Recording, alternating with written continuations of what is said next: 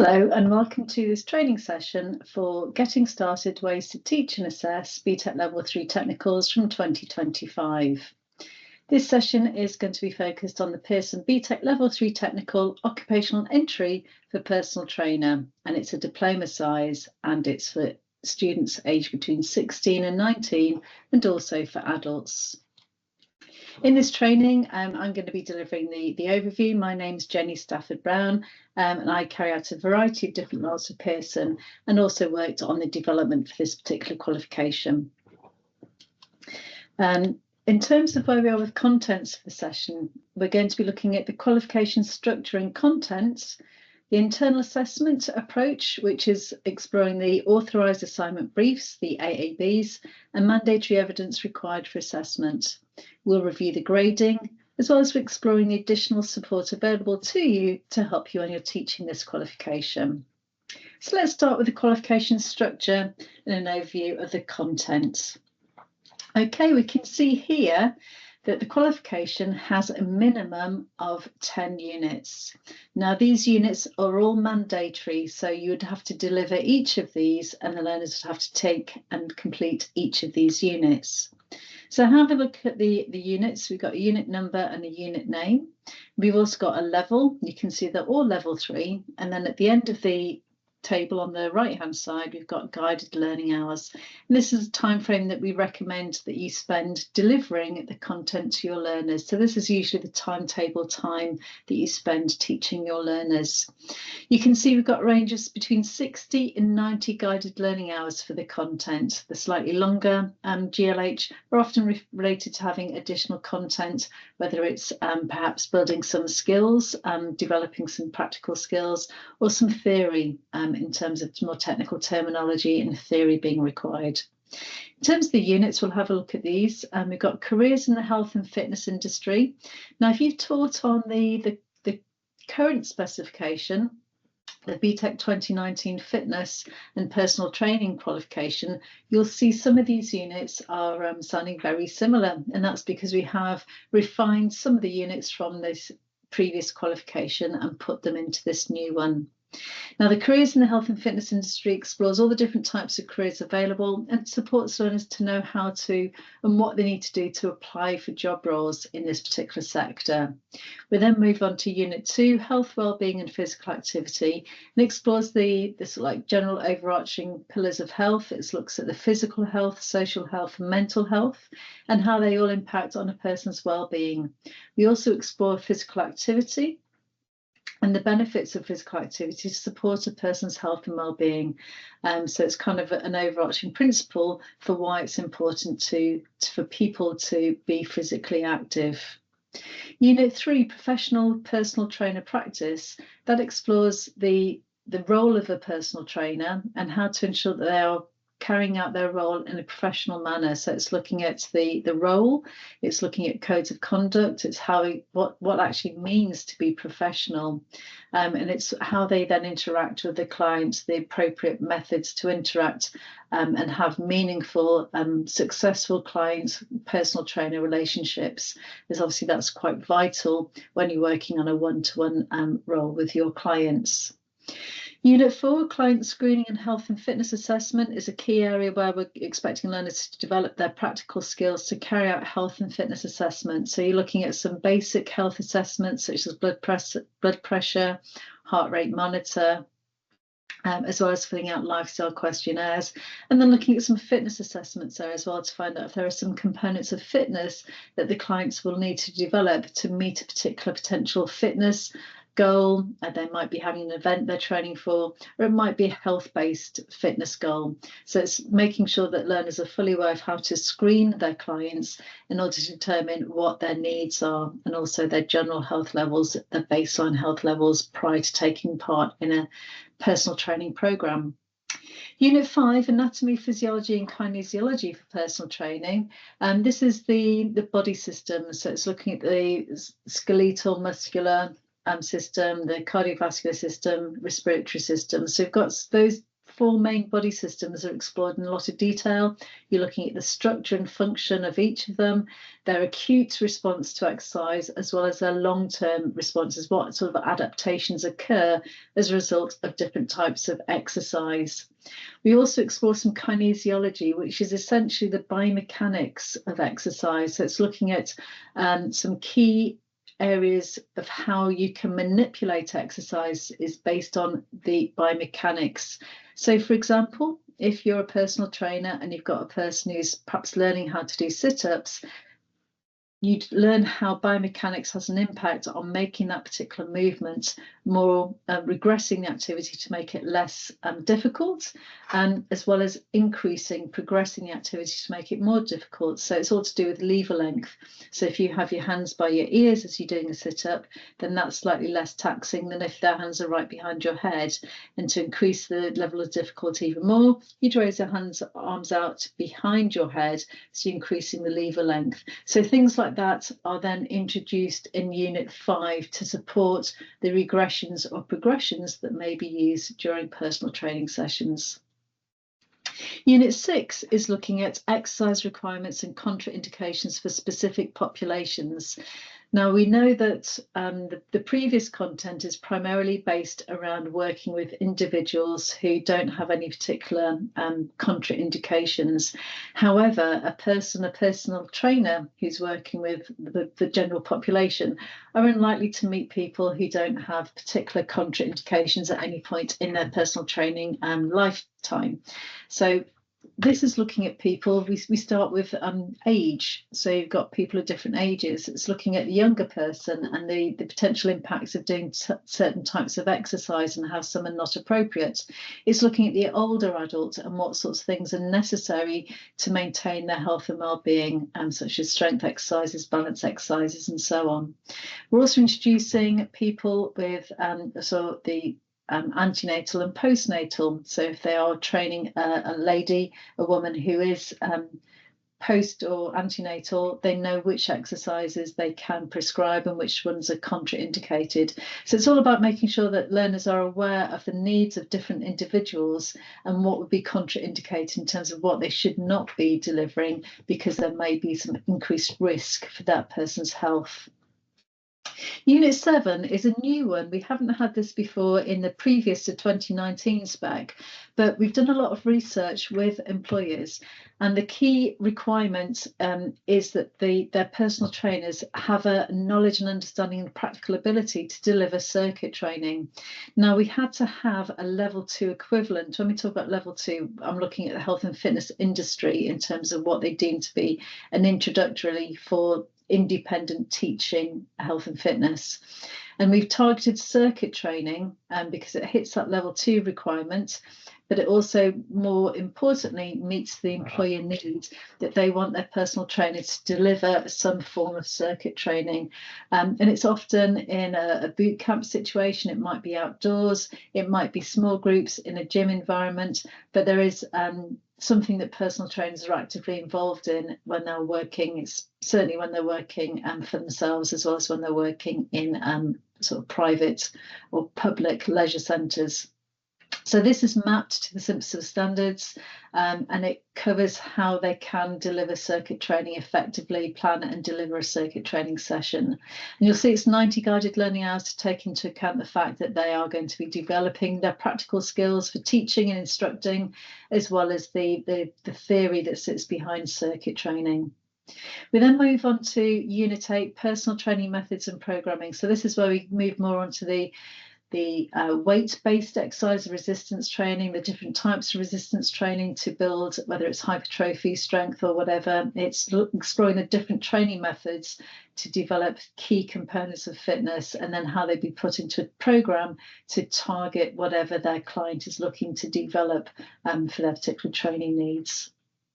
Unit 9 is nutrition for personal training, where they will be exploring the different types of, first of all, the basic nutrition, and then what they can do to support their clients to meet their particular training goals, and making sure that they are choosing their nutritional requirements, meeting their nutritional requirements appropriately. We've covered or included quite a lot of content here on supplementation. There's a lot of information out there. There's a lot of young people as well as older people taking all sorts of supplements. So we have included some content in there to bring it up to date, to make sure students are aware of the potential marketing impact of supplements, that some are perhaps more marketed and not necessarily as beneficial as perhaps the marketing may suggest, and knowing how to make informed decisions in terms of what supplements may suit them as well as their clients best. We've also got some content on Unit 10 on business, marketing and technology for personal training, which is obviously a key area required for a person wanting to start up as a personal trainer. They need to have some business acumen in terms of knowing how to financially prepare for their business. They need to know how to market their business, and they also need to know what technology is out there for their business side of it, as well as for helping to motivate their clients. So, and obviously something that many young people are quite into. There's so much technology out there, smartwatches, smart clothing, all sorts of things out there that is still evolving, and that content is explored in that particular unit. If we have a look at the content, so this is a slight typo there. It should be 2019 BTEC National, because this qualification does marry up to the previous 2019 fitness and personal training qualification. We've already looked through the content in some detail there, and you can see the updated content is quite significant in terms of, we've broken down some of the units. There were some units that were 120 guided learning hours. We've got no units now beyond 90 guided learning hours, as we know that is something that's been a little bit it's not been very hard to it's not been particularly easy rather to assess and to work through in this sort of academic year. So we have changed the content and changed the sizes of the units to accommodate that.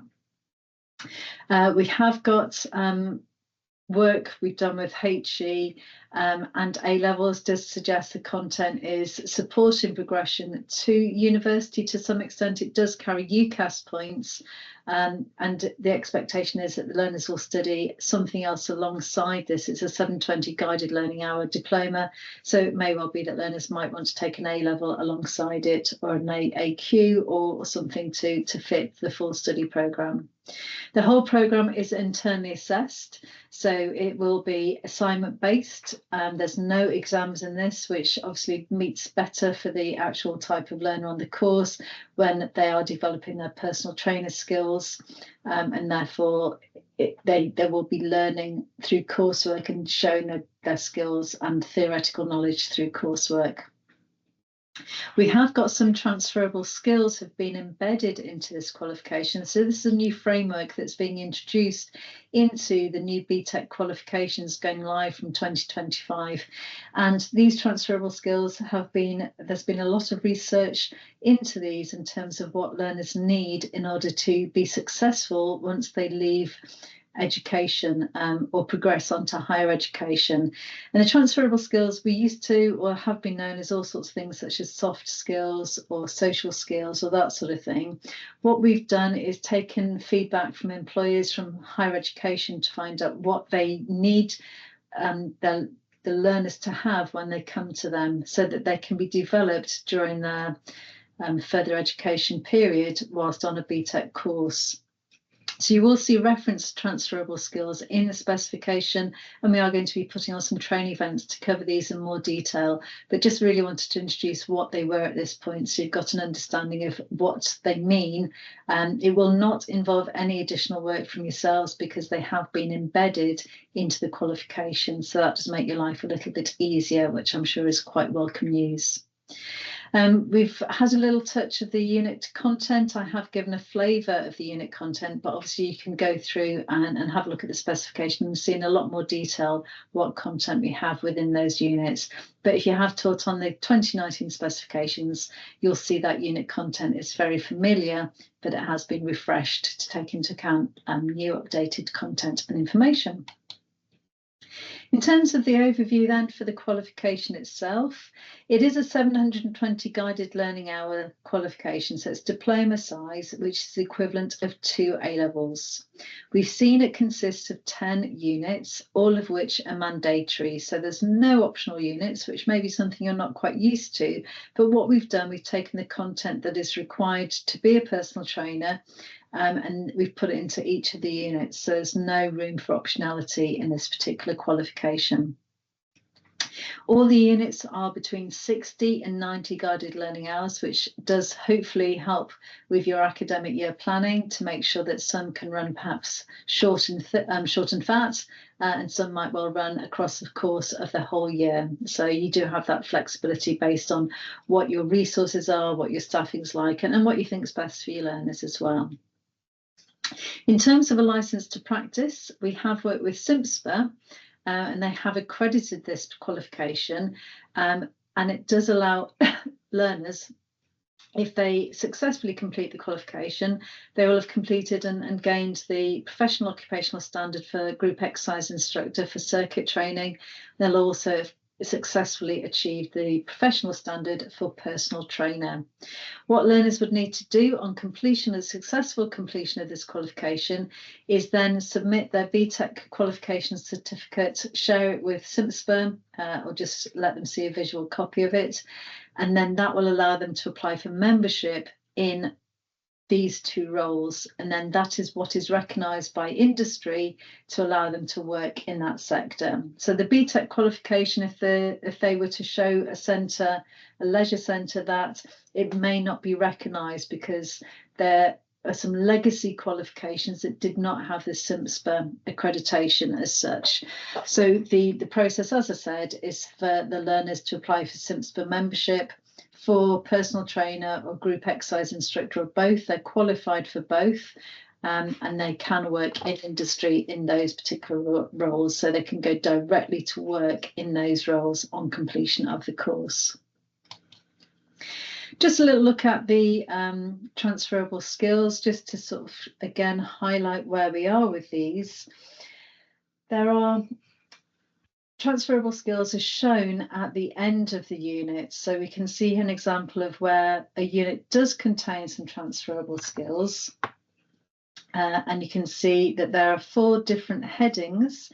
Each of those are the 4 broad transferable skills. So we've got managing yourself, effective learning, interpersonal skills, and solving problems. Those are the 4 main transferable skills. And underneath those sits individual transferable skills that make up that overarching broad skill at the top. Now, there is a whole annex in your specification that gives you go through what each of these acronyms are. But the MY that you'll see on the left-hand side in the Managing Yourself column all refers to managing yourself. So that's what that acronym stands for. And then the TPR, as we can see at the top, that stands for taking personal responsibility. And all of that will be shown in the annex in the specification. We don't expect you to know those off the top of your head, but this is a shorthand that is used in the units. Now, in this example, you can see in the table key, some of the transferable skills may be signposted, and that's indicated with an asterisk. If a personal skill is embedded, a transferable skill rather is embedded, you'll see it illustrated with a tick next to the relevant transferable skill. If it's left blank, it means the transferable skill is not embedded or signposted in the unit. And that's what that general overview means when we do come to it.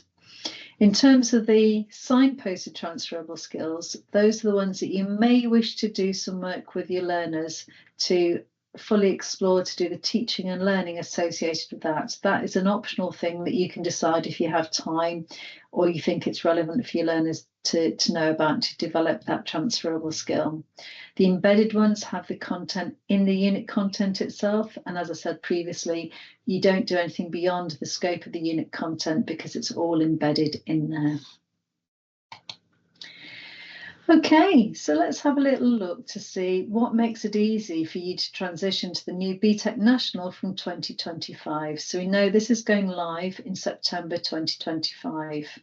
Now, if you're currently running the BTEC National Sport Fitness and Personal Training qualification, the 2019 one that I've been referring to a few times, you'll get automatic approval because you'll have already demonstrated you have the staffing and resources in place to develop and to teach that particular qualification. The demands are exactly the same in terms of that, so you get automatic approval.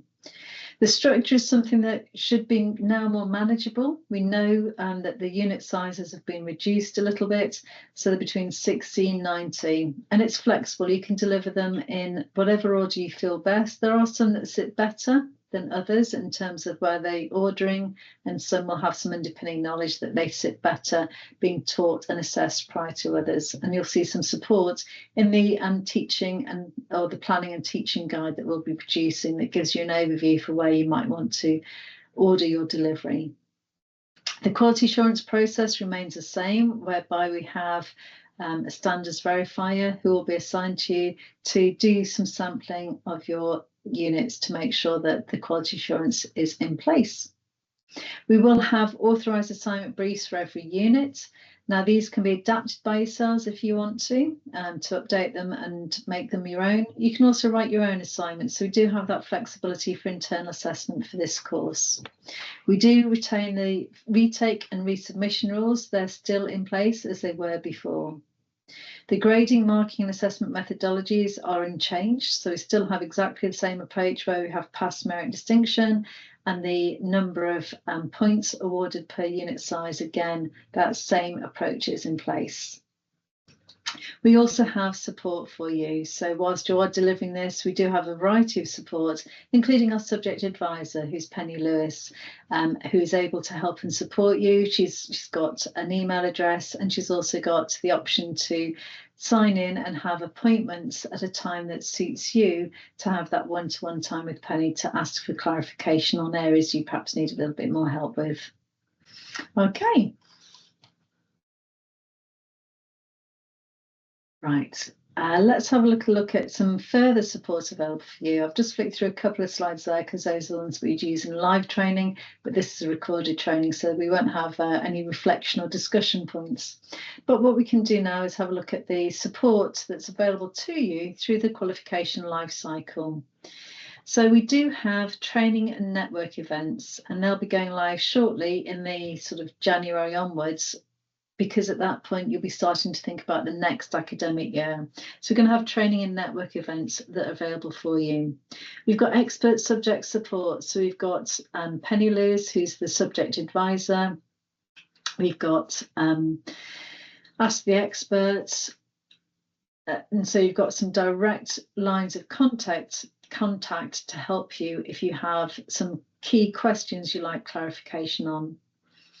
We have got support for your exams officer who can then who needs to perhaps enter you for registrations. We don't have any exams with this particular qualification, but they may need some support in terms of entering your learners and registering from the course. We do have some teaching and learning support that's available for you, which will be available on the website under the teaching and learning resources. Now, some of this content is specific for those people who have qualifications with external assessment. We don't have an external assessment for this particular qualification, but if you are delivering other courses with external assessment, then you'll be familiar with some of the pre and post-exam support we have available. In terms of complementary resources and services, we are going to have a planning and teacher guide that's going to support you to give you an idea of how you can structure the course of delivery. It's going to give you ideas for how you can deliver unit content for every single unit in the course. We're going to have some training and standardisation.